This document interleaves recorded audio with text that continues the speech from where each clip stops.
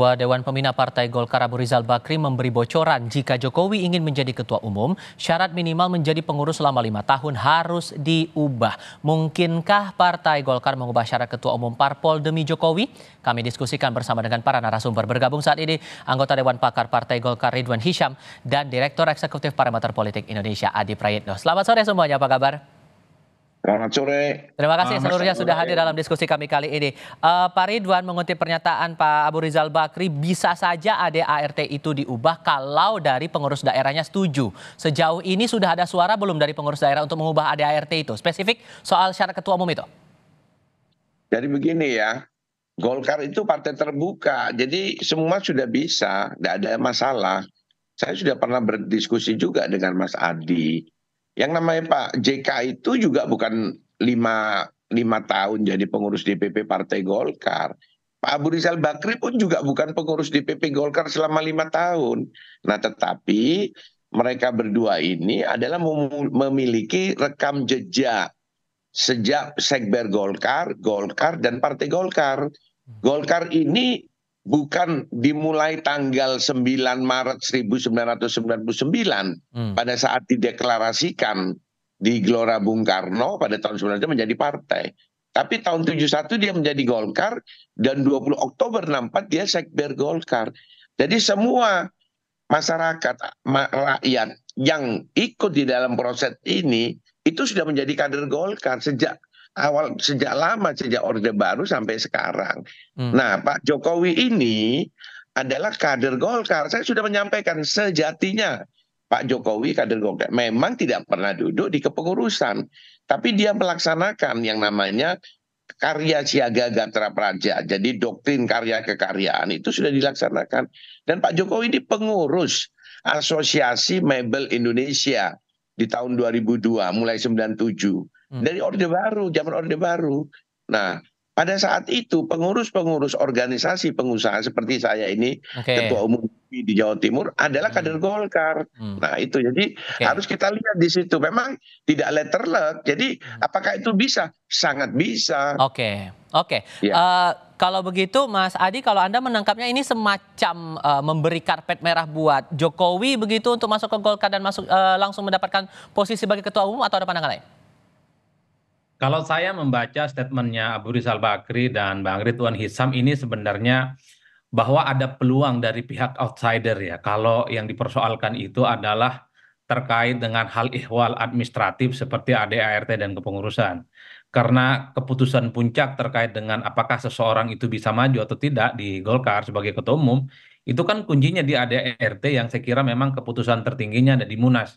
Ini yang menurut saya kan kabar baiknya. Artinya, jadi siapapun sebenarnya di luar Golkar itu sangat mungkin untuk menjadi ketua umum. Tapi kan footnote-nya agak tebal menurut saya, yaitu harus mengubah ADART yang disetujui oleh seluruh daerah-daerah. Per hari ini tak ada satupun misalnya pengurus-pengurus di daerah, terutama DPD tingkat 1 yang kemudian memberikan pernyataan secara terbuka mendukung Pak Jokowi atau mengusulkan supaya ADART itu segera diubah ya untuk mengakomodasi isu-isu yang belakangan ini berkembang, terutama terkait dengan Pak Jokowi yang dikaitkan dengan Ketua Umum Golkar. Kan itu yang sebenarnya menjadi perdebatan. Ya, Mas Devan. Yang kedua, yang ingin saya katakan adalah ini tentu akan menjadi satu presiden yang menurut saya pertama dalam sejarah, terutama di Golkar ya.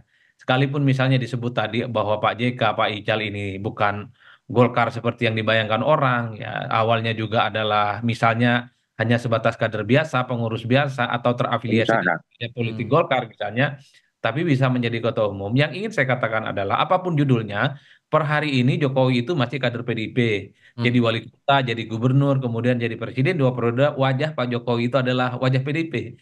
Kalau the end of the day-nya di masa akhir pengurusan Pak Jokowi atau ketika Pak Jokowi di akhir masa kepemimpinannya tak lagi jadi presiden kemudian ke Golkar, orang kemudian menganggap ini tentu sesuatu yang tidak lumrah dalam politik kita. Akan-akan memang ada sesuatu yang memang serba mudah yang dialami oleh Pak Jokowi, tak lagi di PDIP, kemudian ada tempat berlindung namanya beringin. Kalau begitu ada kemungkinan orang luar untuk bisa bergabung jadi kader, punya peluang lah begitu untuk mendapatkan posisi pengurus. Pak Ridwan, kalau di DPD sendiri melihat nama Pak Jokowi digadang-gadang jadi ketua umum, gimana suaranya?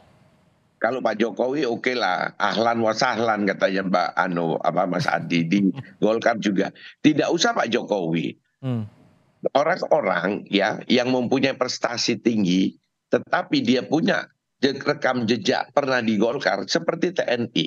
TNI itu ABG dulu istilah kita pada zaman Orde Baru. Sekarang Menko Polhukam Pak Hadi Cahyanto itu juga dulu Golkar. Setelah ada undang-undang dia tidak bisa. Habis itu PNS. Pak Dudung, saya sudah sampaikan dulu, Dudung Abdurrahman, itu juga kader Golkar. Tapi begitu aturan tidak boleh, dia tidak bisa. Jadi tidak harus dibilang dari 5 tahun dari awal, dari dia masuk. Tetapi kita lihat rekam jejaknya. Tetapi saya beri contoh-contoh ini supaya mudah. Seperti umpama ya, saya tunjukkan Pak Hamzah Has. Dia kan ketua umum P3. Apa bisa kalau dia terus masuk wakil presiden? Tidak bisa. Karena Pak Hamzah Has dia punya rekam jejak di Golkar. Jadi tidak semua orang masuk, Mas Adi. Jadi orang harus ada rekam jejaknya, dia di awal itu harus Golkar, terus berprestasi, dan dia membutuhkan atau didukung oleh Golkar, masuk, ya kita hitung, kita lihatlah di sana bahwa memang bisa ini menguntungkan buat Partai Golkar. Tapi kalau dari pengurus daerah sendiri mendengar nama Jokowi ini masuk ke Golkar itu gimana responnya? Sangat senang. Karena kemenangan tahun 2024 Partai Golkar ini adalah prestasi atau sumbangsi Pak Jokowi tidak kecil, cukup besar. Selain kader-kader ya yang jadi caleg, semua kader yang bergerak, Pak Ketua Umum juga, itu semua punya andil. Tapi menurut saya yang terbesar adalah Pak Jokowi memberikan situasi kondusif agar Golkar bisa berkembang. Ini prestasi yang sangat sumbangsi Pak Jokowi yang sangat besar kepada Partai Golkar. Makanya saya sampaikan, Pak Jokowi itu sejak 2015 sudah Golkar. Kabinetnya pun juga diberi nama Kabinet Golkar. Kabinet kerja. Kak, kalau begitu tadi dengan penjelasan yang disampaikan Pak Ridwan tadi, Mas Adi, keuntungan secara politiknya apalagi nih yang didapatkan Golkar kalau terjadi Jokowi bergabung ke Golkar dan dapat posisi Ketua Umum? Ya sebenarnya kalau bicara tentang kekuatan politik Golkar, terutama di Pileg, adalah soal bagaimana anatomi kekuatan politik mereka ini terletak pada caleg dan mesin partai ya.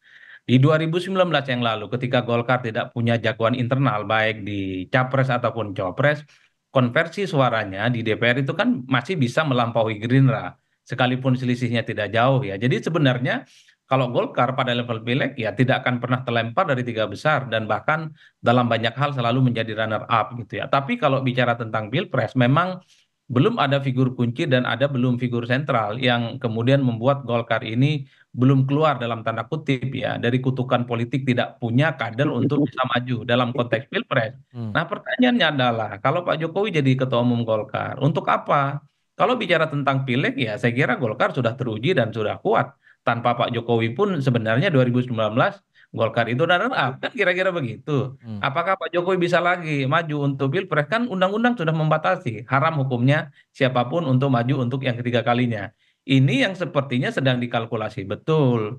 Apa faedahnya, apa untungnya kalau Pak Jokowi betul menjadi ketua umum Golkar? Bagi saya Pak Jokowi ini ya sudah bukan menjadi suatu hal yang penting setelah tak lagi menjadi presiden di 20 Oktober nanti. Ya kalau mau sebenarnya ada yang lebih realistis adalah Gibran Rakabuming Raka.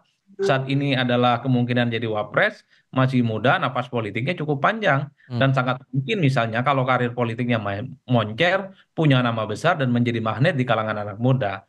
Tapi penegasan saya satu hal ya, Golkar ini apapun judulnya adalah partai besar. Bukan partai kecil yang begitu gampang memberikan karpet kuning kepada siapapun di negara ini.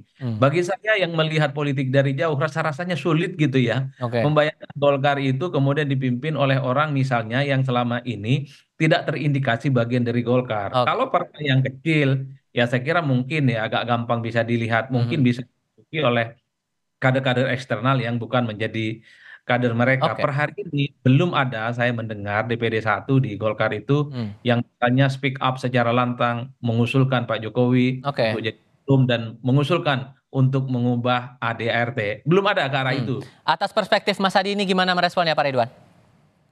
Ya memang kalau sekarang yang punya suara mensuarakan itu istilahnya salah program, dia tidak tahu ADART. Kalau saya ini adalah bukan posisi di Dewan Pimpinan Pusat, saya Dewan Pakarnya. Nah, nanti pada saatnya Desember barulah itu disuarakan. Toh kita juga belum melihat Pak Jokowi apakah bersedia apa tidak. Contoh yang paling gampang. Keputusan Munas Golkar itu adalah calon presiden Golkar adalah Airlangga Hartarto. 5 menit terakhir berubah karena sudah waktunya diputuskan. Jadi bisa saja keputusan itu berubah pada saatnya. Jadi kalau sekarang belum saatnya. Tapi kalau Makanya peluang syarat aturan di ART yang masalah syarat ketua umum itu masih bisa berpeluang berubah atau enggak tuh? Ya sangat bisa, kan sudah ada 2 contoh saya kasih tahu. Pada saat Pak Abu Rizal Bakri, Pak Abu Rizal Bakri adalah ketua Dewan Pembina Soksi, yaitu ormas pendiri Golkar. Nah Pak JK, yaitu dari Sekber Golkar. Semua ada rekam jejaknya. Nah Pak Jokowi rekam jejaknya di Asosiasi Pengusaha yang namanya Asmindo. Nah itulah saya sampaikan bahwa Pak Jokowi punya rekam jejak. Nah ADART-nya saja nanti disesuaikan kapan, disesuaikan pada saatnya. Nah saatnya kapan? Ya pada saat Munas. Munas itu. Kalau sekarang ya nanti diolah-olah nanti. Saya ini kan menyuarakan supaya masyarakat luas ini tahu, oh inilah Golkar ini partai terbuka. Saya kemarin pulang ke Jawa Timur, banyak kawan-kawan saya itu yang pindah-pindah partai, dulunya kader saya di Golkar, minta kembali semua. Ternyata Golkar yang paling bagus, Pak Ketua, dia bilang gitu. Iya. Terakhir Mas Adi, singkat saja, apa catatan Anda dengan isu ini? Masih ditutup audionya Mas Adi, mohon maaf. Ada 4 hal saya kira ya. Pertama kalau soal terkait dengan Jokowi jadi ketua umum Golkar. Pertama tentu harus ada aspirasi dari DPD Golkar khususnya DPD tingkat 1 untuk mengubah ADART yang saya sebut tadi belum ada hilal yang mengarah ke situ. Yang kedua, kalau ADART-nya ini kemudian diubah, pertanyaannya adalah Pak Jokowi ini kan belum ya menyatakan statement ataupun gestur ketertarikannya untuk menjadi bagian dari Golkar. Nah, yang ketiga, kalau ada Munaslup atau Munas dipercepat sebelum bulan Oktober, rasa-rasanya kesempatan Pak Jokowi untuk menjadi bagian dari Golkar, ketum misalnya, itu cukup terbuka. Karena kalau dilaksanakan sebelum Oktober, status Pak Jokowi masih presiden yang saya kira posisinya cukup powerful. Tapi kalau Munas itu on schedule dilaksanakan pada Desember, sesuai dengan timeline yang sudah ada, rasa-rasanya agak sulit bagi Jokowi untuk menjadi dari Golkar, apalagi untuk posisi ketum. Saya hanya bisa menerowong sampai di situ. Tapi Bang Ridwan kita bisa memberikan bocoran-bocoran halus kepada kita. Itu dia yang masih bergantung pada dinamika politik ya sekarang. Terima kasih banyak Pak Ridwan Hisyam dan Mas Adi Praetno sudah berdiskusi bersama kami kali ini. Selamat sore semuanya.